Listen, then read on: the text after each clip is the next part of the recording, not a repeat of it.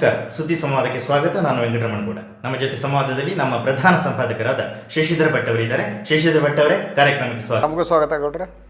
ಸಂಪುಟ ವಿಸ್ತರಣೆಯ ಮಾತು ಬರ್ತಿದ್ದ ಹಾಗೆ ಬಿಜೆಪಿಯೊಳಗೆ ಒಂದು ಒಳಗೊಳಗೆ ಒಂದು ಅಲ್ಲೋಲ ಕಲ್ಲೋಲ ಶುರುವಾಗಿದೆ. ಈಗ ಈ 11 ಅರ್ಹ ಶಾಸಕರು ಮತ್ತು ಬಿಜೆಪಿಯೊಳಗಿನ ಎರಡು ಬಣಗಳು, ಒಂದು RSS ಸಂಘ ಪರಿವಾರದವರು ಮತ್ತು ಬಿಜೆಪಿಯೊಳಗೆ ಇರುವ ಹಿರಿಯರು, ಇವರ ಮಧ್ಯದ ತಾಕಲಾಟ ಯಡಿಯೂರಪ್ಪನವರ ಮುಂದೆ ತಂದಿಡುವ ಸವಾಲು ಎಷ್ಟು ದೊಡ್ಡದು ಅಂತ.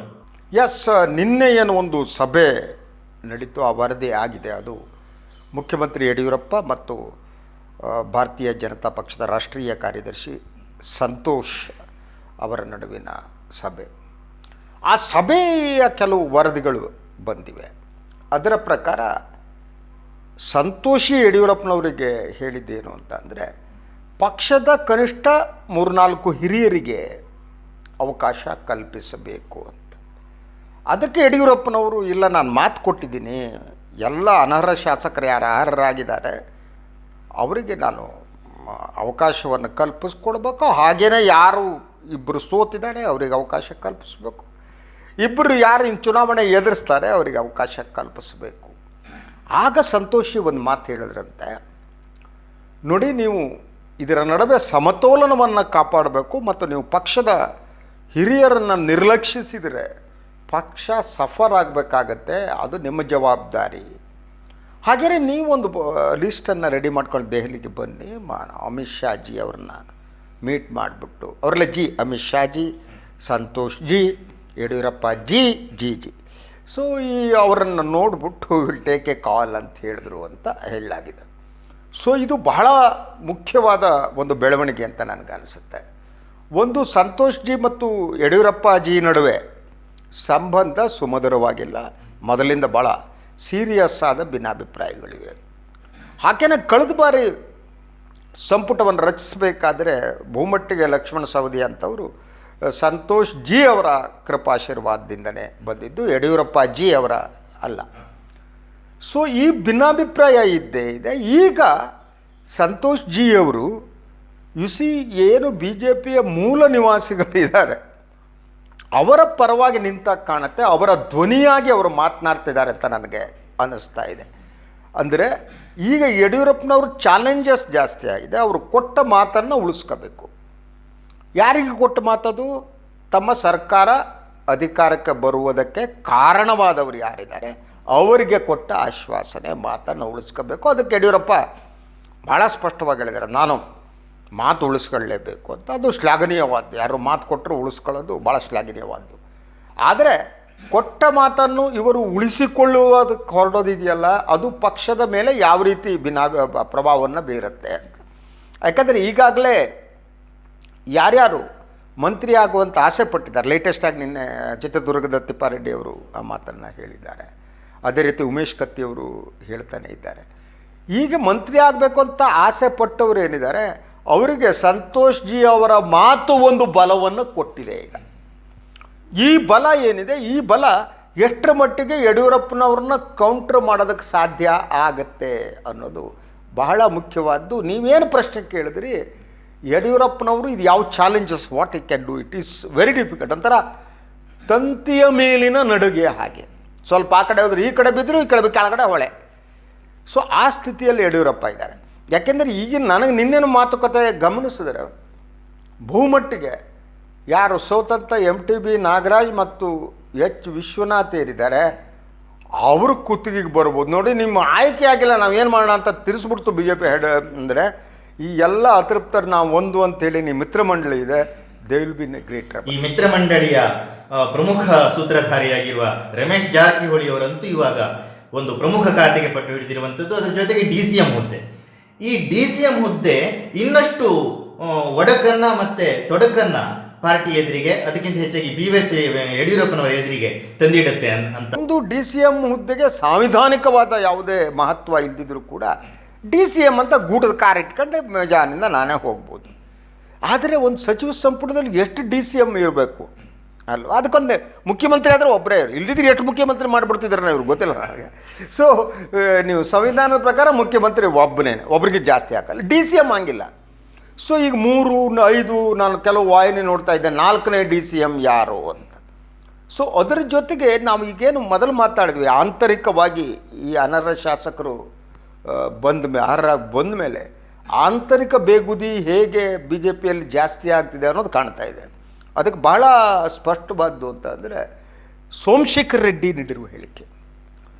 ನಾವು ಮೊದಲಿದ್ದಷ್ಟು ಶಕ್ತಿಯುತ ಅಲ್ದಿರ್ಬೋದು, ಬಳ್ಳಾರಿಯಲ್ಲಿ ನಾವು ಶಕ್ತಿಯುತರೇ, ಈಗ ಜನಾರ್ದನ್ ರೆಡ್ಡಿ ಇದ್ದರೆ ರಾಮುಲುಗೆ ಈ ಸ್ಥಿತಿ ಬರ್ತಿರಲಿಲ್ಲ, ಅವರು ಉಪಮುಖ್ಯಮಂತ್ರಿ ಆಗ್ತಿದ್ರು ಅನ್ನುವ ಮಾತನ್ನು ಸೋಮಶೇಖರ್ ರೆಡ್ಡಿ ಆಡಿದ್ದಾರೆ. ಇದೇನು ತೋರಿಸುತ್ತೆ? ಇದು ಏನು ತೋರಿಸುತ್ತೆ ಅಂತ ಅಂದರೆ ಶ್ರೀರಾಮುಲು ಉಪಮುಖ್ಯಮಂತ್ರಿ ಆಗುವುದಕ್ಕೆ ಭಾಳ ಸೀರಿಯಸ್ ಆದ ಒಂದು ಯತ್ನವನ್ನು ಮಾಡ್ತಿದ್ದಾರೆ. ಆ ಕಾರಣಕ್ಕೆ ಸೋಮಶೇಖರ್ ರೆಡ್ಡಿ ಅವ್ರನ್ನ ಅವನು ಬಿಟ್ಟಿದ್ದಾರೆ. ಸೊ ಒಳಗಡೆ ಜನಾರ್ದನ್ ರೆಡ್ಡಿ ಕೂಡ ಇರ್ಬೋದು. ಅಂದರೆ ಯಡಿಯೂರಪ್ಪ ಈಗಾಗಲೇ ಈ ರೆಡ್ಡಿ ಬ್ರದರ್ಸ್ ರಾಮುಲು ಅವ್ರನ್ನ ಡಂಪ್ ಮಾಡಾಗಿದೆ. ಏನು ಚುನಾವಣಾ ಸಂದರ್ಭದಲ್ಲಿ ಅವ್ರನ್ನ ಉಪಮುಖ್ಯಮಂತ್ರಿ ಅಂತ ಹೇಳಿಬಿಟ್ಟು ಅವ್ರನ್ನೇನು ಇದು ಮಾಡ್ತಾಯಿದ್ರು, ಬಿಂಬಿಸ್ತಾ ಇದ್ದರು. ಈಗ ಆ ಸಿಚುವೇಶನ್ ಇಲ್ಲ. ಒಂದನೇದಾಗಿ ಮೂಲ ನಿವಾಸಿಗಳ ಒಂದು ಗುಂಪಾದಂಥ Reddy, still I believe it is a Reddy camp, whatever, ಯಾರು ಏನು ಬೇಕಾದರೂ ಅಲ್ಲಿ ಜನಾರ್ದನ್ ರೆಡ್ಡಿ ಇಲ್ಲದೆ ಇರ್ಬೋದು, ರೆಡ್ಡಿ ಕ್ಯಾಂಪ್. ಅವ್ರಿಗೆ ಬಹಳ ದೊಡ್ಡ ಥ್ರೆಟ್ ಯಾವುದು ಅಂದರೆ ಈಗೇನಾದರೂ ರಮೇಶ್ ಜಾರಕಿಹೊಳಿ ಪವರ್ಫುಲ್ ಆಗಿ ಉಪಮುಖ್ಯಮಂತ್ರಿನೂ ಆಗಿಬಿಟ್ರೆ ನಾಯಕ ಜನಾಂಗ ನಾಯಕತ್ವದ ಪ್ರಶ್ನೆ ಇದೆಯಲ್ಲ, ವಾಲ್ಮೀಕಿ ಜನಾಂಗದವರು, ಅದು ಹೊರಟೋಯ್ತು. Sriramulu again he will lose. ಯಾಕೆಂದರೆ Ramesh Jarkiholi powerful, both are belong to the same community ಅಲ್ವಾ. ಸೊ ಇದರಿಂದ ಅವರ ನಾಯಕತ್ವಕ್ಕೆ ಥ್ರೆಟ್ ಇದೆ. ಹಾಗೆ ಹಲವರಿಗೆ ಆ ರೀತಿಯ ಥ್ರೆಟ್. ಬೆಳಗಾವಿ ರಾಜಕಾರಣದಲ್ಲಿ ಉಮೇಶ್ ಕತ್ತಿಯ ನಾಯಕತ್ವಕ್ಕೆ ಈಗಾಗಲೇ ಥ್ರೆಟ್ ಉಂಟಾಗಿದೆ. ಜಿಲ್ಲಾ ರಾಜಕಾರಣ ಇಂಥ ಸಂದರ್ಭದಲ್ಲಿ ಭಾಳ ಮಹತ್ವದ ಪಾತ್ರವನ್ನು ವಹಿಸುತ್ತೆ ಗೌಡ್ರೆ. ಸೊ ಈಗಾಗಲೇ ಅಲ್ಲಿ ಒಂದು ಕಡೆ ರಮೇಶ್ ಜಾರಕಿಹೊಳಿ ಬರ್ತಿದ್ದಾರೆ, ಅವರು ಪವರ್ಫುಲ್ ಆಗ್ತಿದ್ದಾರೆ. ಈಗಾಗಲೇ ಉಪಮುಖ್ಯಮಂತ್ರಿ ಆಗಿರೋ ಲಕ್ಷ್ಮಣ ಸವದಿ ಅವರಿದ್ದಾರೆ. ಉಮೇಶ್ ಕತ್ತಿ ಎಲ್ಲ ಹೊಂಟೋದು, ಪಾಪ is a powerful leader, but ಅವರು ಹೊರಟೋದ್ರು, ಅವರಿಗೆ ಅತೃಪ್ತಿ ಉಂಟಾಗ್ಬೋದು. ಹೀಗೆ ಈ ಅತೃಪ್ತ ಶಾಸಕರು ಯಾರಿದ್ದಾರೆ, ಅನರ್ಹ ಶಾಸಕರು ಅರ್ಹರಾದ ಮೇಲೆ BJPಯ ಒಳಗಡೆ ಆಂತರಿಕವಾಗಿ ಬೇರೆ ಬೇರೆ ಬೆಳವಣಿಗೆ ಆಗೋಂಗೆ ಕಾಣುತ್ತೆ. ಇವರೆಲ್ಲ ಮಹಾಪಕ್ಷನಿಷ್ಠರು ಅನ್ನೋದೆಲ್ಲ ನಾನು ನಂಬಲ್ಲ. ರಾಜಕಾರಣ ಆ ಸಂದರ್ಭದಲ್ಲಿ ಅವರವರು ಇಸ್ಪಿಟ್ನಲ್ಲಿ ಹ್ಯಾಂಗೆ ಎಲೆ ಬಿತ್ತೋ ಹಂಗೆ ಆಡೋದು ಅಂತ, ರಮ್ಮಿ ಇರಲಿ ಇನ್ನೊಂದಿರಲಿ, ಎಲೆ ಹ್ಯಾಂಗೆ ಬಿತ್ತೋ ಹಂಗೆ ಆಡ್ತೀವಿ ಅಂತ. ಇವರೆಲ್ಲ ಎಲೆ ಹ್ಯಾಂಗೆ ಬಿತ್ತೋ ಹಂಗೆ ಆಡುವ ಜನ. ಸೊ ಅದರಿಂದ ಯಡಿಯೂರಪ್ಪ ಇನ್ನಷ್ಟು ಅವರ ಸವಾಲುಗಳು ಜಾಸ್ತಿ ಆಗ್ತಾಯಿವೆ. ನನಗೆ ತಕ್ಷಣ ಭಾಳ ಮುಖ್ಯವಾಗಿ ಅನಿಸೋದು, ಏನಾದರೂ ವಿಶ್ವನಾಥ್ ಮತ್ತು MTB ನಾಗರಾಜ್ ಅವರಿಗೆ ಸ್ಥಾನವನ್ನು ಈ ಸಂದರ್ಭದಲ್ಲಿ ಕೊಡದಿದ್ದರೆ ಈ ಒಂದು 17 ಜನರ ಮಿತ್ರ ಮಂಡಳಿ ಏನು ಮಾಡುತ್ತೆ, ಅದೇ ಯಡಿಯೂರಪ್ಪನವ್ರಿಗೆ ಥ್ರೆಟ್ ಆಗುತ್ತಾ ಅಂತ. ಅದು ಈ ಸಂದರ್ಭದಲ್ಲಿ ಬಹಳ ಮುಖ್ಯವಾದ ಪ್ರಶ್ನೆ. ಅದರ ಜೊತೆಗೆ ಬೇರೆ ಬೇರೆ ಅತೃಪ್ತ ಆತ್ಮಗಳು BJP ಒಳಗಡೆ. CT ರವಿ ಅಂತ ಒಂದು ಅತೃಪ್ತ ಆತ್ಮ ಇದೆ, ಜಗದೀಶ್ ಶೆಟ್ಟರ್ ಒಂದು ರೀತಿಯ ಅತೃಪ್ತ ಆತ್ಮನೇ. ಸೊ ಅದರ ಜೊತೆಗೆ ಅಶೋಕ್ ಅತೃಪ್ತ ಆತ್ಮನೇ. ಇಂಥ ಹಲವು ಅತೃಪ್ತ ಆತ್ಮಗಳು BJP ಒಳಗಡೆ ಇರುವವರು ಏನಿದ್ದಾರೆ, ಅವರು ನರ್ತಿಸುವುದಕ್ಕೆ ಪ್ರಾರಂಭ ಮಾಡ್ತಾರೆ.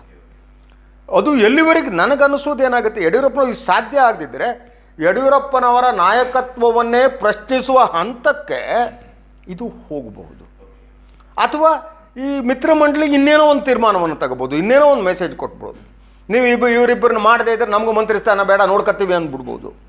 ಆವಾಗ ಯಡಿಯೂರಪ್ಪನವರ ಸಮಸ್ಯೆ ಇನ್ನಷ್ಟು ಹೆಚ್ಚಾಗುತ್ತೆ. ಉಮೇಶ್ ಕತ್ತಿ ಅವರು ಒಂದು ಮಾತು ಹೇಳಿದ್ರು, ಈಗ ಸಿದ್ದರಾಮಯ್ಯನವ್ರನ್ನ ಮೀಟ್ ಹೋಗೋಕ್ಕಿಂತ ಸ್ವಲ್ಪ ಮುಂಚೆ, ಏನು ಅಂದರೆ ನಾನು ಕೂಡ CM ಅಭ್ಯರ್ಥಿನಿ, ಆದರೆ ಎಷ್ಟು ಜನ CM ಆಗೋಕ್ಕಾಗುತ್ತೆ, ಈಗ ಹೆಂಗೂ ಯಡಿಯೂರಪ್ಪನವ್ರು ಇದ್ದಾರೆ ಅಂದರೆ ಅದು ಇಂಡೈರೆಕ್ಟ್ ಆಗಿ ಎಲ್ಲೋ ನಾನು ರೆಡಿ ಇದ್ದೀನಿ ಅನ್ನೋ ಥರದಲ್ಲಿ, ನಾಳೆ ಏನಾದರೂ ಹೆಚ್ಚು ಕಡಿಮೆ ಆದರೆ ಇಲ್ಲ, ಅದು ಉಮೇಶ್ ಕತ್ತಿ ಅಂತ ಮಾತಾಡ್ತಾ ಇದ್ದಾರೆ. ಅವರು ಉತ್ತರ ಕರ್ನಾಟಕ ಪ್ರತ್ಯೇಕ ರಾಜ್ಯ ಮಾಡಬೇಕು ಅಂತ ಕೂಗ್ತಾ ಆ ಉತ್ತರ ಕರ್ನಾಟಕ ಪ್ರತ್ಯೇಕ ರಾಜ್ಯಕ್ಕೆ ನಾನೇ ಮುಖ್ಯಮಂತ್ರಿ ಅಂತ ಹೇಳ್ಬೋದು. ಅವರ ಉಮೇಶ್ ಕತ್ತಿ ಏನಿದ್ದಾರೆ, ಅವರ ಹೇಳಿಕೆಗಳು ನೀವು ಭಾಳ ಗಂಭೀರವಾಗಿ ತಗೋಬೇಕಲ್ಲ. ಬಟ್ ಅದರಿಂದ ಅವರ ಮೂವ್ಗಳು ಗೊತ್ತಾಗ್ತವೆ. ಅವರು ಮೆಸೇಜ್ಗಳು ಕೊಡ್ತಾರೆ, ಭಾಳ ಹುಂಬರ್ ಟೈಪ್ ಮಾತಾಡ್ತಾರೆ. ಬಟ್ ಹುಂಬಲ್ಲ, ಅವರು ಭಾಳ ಬುದ್ಧಿವಂತ. ಇಲ್ದ್ರೆ ಇಷ್ಟು ಕಾಲ ಓಕೆರಿಂದ ನೀವು MLA ಆಗಿ ಬಂದು ರಾಜಕಾರಣ ಮಾಡೋಕ್ಕಾಗ್ತಿರಲಿಲ್ಲ ಬೆಳಗಾವಿ ಜಿಲ್ಲೆ. ಇನ್ನೋಸ್ ಅವರು ತಮ್ಮ ಆಟವನ್ನು ಆಡ್ತಾ ಇರ್ತಾರೆ. ಅವರು ಈ ರೀತಿ ಹೇಳುವ ಮೂಲಕ, ನಾನು ಮುಖ್ಯಮಂತ್ರಿ ಒಬ್ಬ ಅಭ್ಯರ್ಥಿ ಅಂತ ಹೇಳುವ ಮೂಲಕ ಯಡಿಯೂರಪ್ಪನವರಿಗೆ ಒಂದು ಇಂಡೈರೆಕ್ಟ್ಲಿ ಮೆಸೇಜ್ ಕೊಡ್ತಾ ಇರ್ಬೋದು. ಅಂದರೆ ನಿಮ್ಮನ್ನು ಇಳಿಸುವ ಸ್ಥಿತಿ ವಾತಾವರಣ ಬಂದರೆ ನಾನು ರೆಡಿ ಇದ್ದೀನಿ, ನಾನು ಅದಕ್ಕೆ ಕೈ ಜೋಡಿಸ್ತೀನಿ ಅಂತಿರ್ಬೋದು. ಅದು ಯಾಕೆ ಥ್ರೆಟ್ ಅಂದರೆ ನಾನು ಮಂತ್ರಿ ಮಾಡುವನು ಅದಕ್ಕೆ. ಈಗ ಉಮೇಶ್ ಕತ್ತಿ ಅಂತ ಸೀನಿಯರ್ ಲೀಡರ್, ಜನತಾ ಪರಿವಾರದಿಂದ ಬಂದವರು, ಮಂತ್ರಿ ಆದವರು, ಕೆಲಸ ಮಾಡಿದವರು, ಅವ್ರನ್ನ ಹೊರಗಿಟ್ಟ ನೋವಾಗೇ ಆಗುತ್ತೆ ಅವ್ರಿಗೆ. ಅದ್ರ ಜೊತೆಗೆ ಅಲ್ಟಿಮೇಟ್ಲಿ ಅವರಿಗೆ ಬೆಳಗಾವಿ ಜಿಲ್ಲಾ ರಾಜಕಾರಣ, ಆ ರಾಜಕಾರಣದ ನಿಯಂತ್ರಣನೂ ಹೊರಟು ಹೋಗುತ್ತೆ ಅಂತಂದರೆ ಭಾಳ ಕಷ್ಟ. ಅಲ್ಲಿ ಹೆಂಗಿದ್ರೆ ಬೆಳಗಾವದಲ್ಲಿ ತುಂಡು ಅರಸರುಗಳಿದ್ದಾರೆ, ಬೇರೆ ಬೇರೆ ಪಾರ್ಟಿಲಿದ್ದರೆ ಅವ್ರ ಸ್ನೇಹಿತರು. ನಂದು ಈ ಏರಿಯಾ ನಾನಿಲ್ಲಿ, ನೀನಿಲ್ಲಿ, ನನ್ನ ಪಾರ್ಟಿ ಅಧಿಕಾರಕ್ಕೆ ಬಂದರೆ ನಾನು ಕಿಂಗು, ನಿನ್ನ ಪಾರ್ಟಿ ನೀ ಅಧಿಕಾರಕ್ಕೆ ಬಂದರೆ ಜಿಲ್ಲೆ ನೀನು ಕಿಂಗು ಅಂತ. ಸೊ ಅಂಥ ಹಲವು ಗುಂಪುಗಳು ಬಿ ಜೆ ಪಿ ಬೆಳಗಾವಿ ಘಟಕದಲ್ಲಿ ಇದೆ. ಹಾಗೆಯೇ ಬೆಳಗಾವಿ ರಾಜಕಾರಣ ಇದೆ. ಈಗ ಅದು ಥ್ರೆಟ್ ಅವರಿಗಿದೆ ಈಗ. ಸೊ ಇದೆಲ್ಲ ಹೇಳುವ ನನಗನ್ಸುವಾಗೆ ಸ್ವಲ್ಪ ಮಟ್ಟಿಗೆ ಅವರು ಫ್ರಸ್ಟ್ರೇಟ್ ಆಗಿರ್ಬೋದು. ಇದು ಕೇವಲ ನಾನು ಉಮೇಶ್ ಕತ್ತಿ ಅಂತ ಹೇಳಲ್ಲ, ನೀವು ಬಿ ಜೆ ಪಿಯ ಒಳಗಿನ ಲಿಂಗಾಯತ ನಾಯಕತ್ವ ಏನಿದೆ, ಆ ಲಿಂಗಾಯತ ನಾಯಕರಿಗೆಲ್ಲ ಒಂದಲ್ಲ ಒಂದು ರೀತಿಯ ಬೇಸರ ಇದ್ದಂತೆ ನನಗೆ ಕಾಣುತ್ತೆ. Because Yediyurappa is Lingayat. So ನೀವು ಲಿಂಗಾಯತ ನಾಯಕತ್ವ ಪ್ರಶ್ನೆ ಬಂದಾಗ ಯಡಿಯೂರಪ್ಪ ಹೋಗದೇ ಇನ್ನೊಂದು ಲಿಂಗಾಯತರ ಮುಖಂಡತ್ವ ಇನ್ನೊಂದು ಎಮರ್ಜ್ ಆಗಲ್ಲ. ಆ ಕಾರಣಕ್ಕೆ ಜಗದೀಶ್ ಶೆಟ್ಟರ ಬೇಸರ ಅದೇ ಕಾರಣ ಇರ್ಬೋದು, ಉಮೇಶ್ ಕತ್ತಿದು ಅದೇ ಕಾರಣ ಇರ್ಬೋದು. ಸೊ ಈ ರೀತಿಯ ಬೆಳವಣಿಗೆಗಳು ಒಟ್ಟಾರೆ ಬಿ ಜೆ ಪಿ ಸರ್ಕಾರದ ಮೇಲೆ ಯಾವ ಪ್ರಭಾವವನ್ನು ಪರಿಣಾಮವನ್ನು ಬೀರುತ್ತೆ ಅನ್ನೋದು ತುಂಬ ಕುತೂಹಲಕರವಾದ್ದು. ಈಗಿರುವ ಒಂದು ವರದಿ ಏನಂದ್ರೆ ಬಿಜೆಪಿಯ ಒಳಗೆ ಡಿ ಸಿ ಎಂ ಬೇಡ ಅನ್ನುವರೊಂದು, ಡಿ ಸಿ ಎಂ ಬೇಕು ಅನ್ನುವರೊಂದು. ಈ ಡಿ ಸಿ ಎಂ ಬೇಡ ಅನ್ನೋದು ಬಹುಶಃ ಯಡಿಯೂರಪ್ಪನವರ ಒಂದು ಆಪ್ತ ವಲಯದವರ ಒಂದು ಬೇಡಿಕೆ ತರದ ಕಾಣಿಸ್ತಾ ಇದೆ. ಯಾಕಂದ್ರೆ ಅಟ್ಲೀಸ್ಟ್ ಇದಾದರೂ ಒಂದು ಬಗೆಹರಿದ್ರೆ, ಡಿ ಸಿ ಎಂ ಪೋಸ್ಟ್ ಬೇಡ ಅಂತ ಅನ್ನೋದ ಪಕ್ಕ ಆಗಿಬಿಟ್ರೆ, ಹೈಕಮಾಂಡ್ ಅದಕ್ಕೊಂದು ಮುದ್ರೆ ಒತ್ತಿಬಿಟ್ರೆ ಅಷ್ಟರ ಮಟ್ಟಿಗೆ ಈ ಬಿಕ್ಕಟ್ಟನ್ನ ಬಗೆಹರಿಸಬಹುದು ಅನ್ನೋದು ಯಡಿಯೂರಪ್ಪನವರ ಲೆಕ್ಕಾಚಾರ ಇರ್ಬೋದಾ? ಅಲ್ಲ, ನೀವು ಡಿ ಸಿ ಎಂ ಹುದ್ದೆಯ ನಿರ್ಮಾಣ ಏನಿದೆ ಅದು ಪಕ್ಷದ ವರಿಷ್ಠರ ತೀರ್ಮಾನ. ಒಂದು ಹೊಸ ನಾಯಕತ್ವ ಯಡಿಯೂರಪ್ಪನವರ ನಂತರ ಯಾರು ಅನ್ನೋ ಪ್ರಶ್ನೆಗೆ ಉತ್ತರ ಸಿಗಲಿ ಅನ್ನುವ ಕಾರಣಕ್ಕೆ ಮಾಡಿರ್ಬೋದು. ಆದರೆ ಈ ಡಿ ಸಿ ಎಮ್ಮನ್ನೇ ಒಬ್ಬ ಡಿ ಸಿ ಎಮ್ ಇದ್ದರೆ ಐ ಕ್ಯಾನ್ ಅಂಡರ್ಸ್ಟ್ಯಾಂಡ್. 2, 3, 4, 5 ಏನಾದ್ರು ಟಿ ಎ ಡಿ ಎ ಮತ್ತೊಂದು ಇನ್ನೊಂದು ಖರ್ಚು ಎಲ್ಲ ಜನರದ್ದು ಹಣ ಅದು, ಜನರ ತೆರಿಗೆ ಹಣ. ನೀವೇನು ಇವರೆಲ್ಲ ಪ್ರದರ್ಶನ ವಸ್ತುಗಳ ಶೋಕೇಸ್ನಲ್ಲಿಡೋಂಥವ್ರ ಇವರು. 3, 4, 5 ಡಿ ಸಿ ಎಮ್ ಮಾಡ್ತೀರಿ ಅಂದರೆ ಒಂದು ಸ್ವಲ್ಪ ಲಜ್ಜೆ, ಒಂದು ಸ್ವಲ್ಪ ಎಷ್ಟು ಜನರ ನಾವು ಪ್ರತಿನಿಧಿಯಾಗಿ ಬಂದಿದ್ದೀವಿ, ಇದು ರಾಜ್ಯವನ್ನು ಸರ್ವ್ ಮಾಡಬೇಕು ಅಂತ ಇರಬೇಕು. ಅಂಥ ಸ್ಥಿತಿಯಲ್ಲಿ ಈ ರೀತಿ 4-5 ಡಿ ಸಿ ಎಮ್ಗಳನ್ನ ಮಾಡೋದು ಪುಣ್ಯ. ನೀವು ಸಚಿವ ಸಂಪುಟದಲ್ಲಿ ಇಷ್ಟೇ ಇರಬೇಕು ಅನ್ನುವ ತೀರ್ಮಾನ ಆದಮೇಲೆ ಉಳ್ಕೊಂಡಿದ್ದೀವಿ. ಒಂದು ಕಾಲದಲ್ಲಿ 50ರವರೆಗೆ ಹೋಗಿತ್ತು, 48 ಮಂತ್ರಿಗಳು. ಎಲ್ಲರನ್ನೂ ಮಂತ್ರಿ ಮಾಡಾಕ್ಬಿಡೋದು, ಎಲ್ಲರೂ ಡಿ ಸಿ ಎಮ್ ಮಾಡಿಬಿಡೋದು. ಈ ರಾಜಕಾರಣಿಗಳಿಗೆ ಕನಿಷ್ಠ ಒಂದು ನನಗನ್ಸೋ ಲಜ್ಜೆ. ಹೌದಪ್ಪ, ಇದು ಇಲ್ಲ, ಒಬ್ಬ ಡಿ ಸಿ ಎಮ್ ಮಾಡ್ತಾರೆ, ಫೈನ್, ಯಾರು ಬೇಕೋ ಆಯ್ಕೆ ಮಾಡ್ಕೊಳ್ಳಿ, ನೋ ಇಶ್ಯೂ. 3 ಜನ ಇದ್ದಾರಂತೆ, 4 ಮಾಡ್ತಾರಂತೆ, 5 ಮಾಡ್ತಾರಂತೆ. ಇದಕ್ಕೆ ಬೇರೆ ಬೇರೆ ಗುಂಪುಗಳು, ಬೇರೆ ಬೇರೆ ರೀತಿಯ ಪ್ರತಿಕ್ರಿಯೆಗಳು. ಈ ಕೆಲವರು ಅದಕ್ಕೆ ಅಭಾವ ವೈರಾಗ್ಯ ಅಂತಾರೆ. ನಾನು ಡಿ ಸಿ ಎಮ್ ಹುದ್ದೆಯ ವಿರೋಧಿಯಾಗಿದ್ದೀನಿ, ಯಾಕೆ ನನಗೆ ಕೊಡಲ್ಲ ನನಗೆ, ಇದು ಭಾಳ ಸ್ಪಷ್ಟವ.